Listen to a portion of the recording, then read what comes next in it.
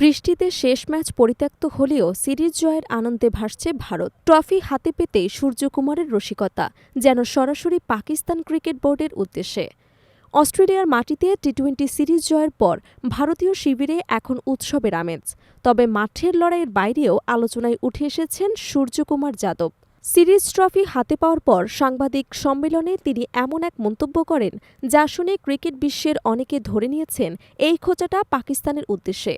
সম্প্রতি Asia cup trophy হস্তান্তর নিয়ে ভারত পাকিস্তানের টানাপোড়েনের প্রসঙ্গ টেনে সূর্যকুমারের সেই ব্যঙ্গাত্মক মন্তব্য এখন সোশ্যাল মিডিয়ায় ভাইরাল। অস্ট্রেলিয়ার বিপক্ষে ৫ ম্যাচ সিরিজে চতুর্থ ম্যাচ শেষে ২-১ ব্যবধানে এগিয়ে ছিল ভারত। পঞ্চম এবং শেষ ম্যাচে জয়ের লক্ষ্য নিয়ে নেমেছিল সূর্যকুমার যাদবের দল।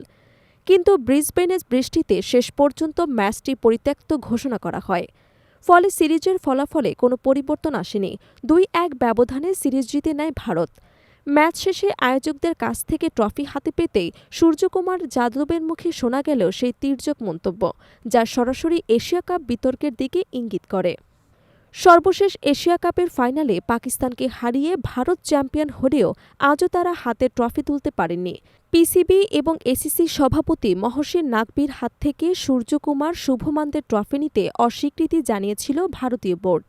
অস্ট্রেলিয়ার মাটিতে ওয়ানডে সিরিজে হারলেও টি-20তে দাপট দেখিয়েছে ভারত। সূর্যকুমারের মতে দলের এই সাফল্যের পেছনে সবার সম্মিলিত অবদানই মূল শক্তি।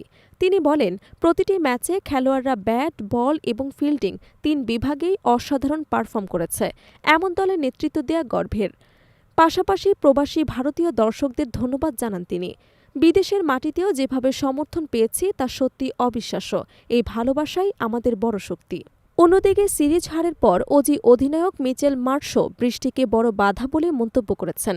তিনি বলেন, আমরা সর্বশেষ কবে এমনভাবে বৃষ্টির কারণে ভুগেছি মনে পড়ছে না, তবে হারলেও অনেক ইতিবাচক দিক পেয়েছি।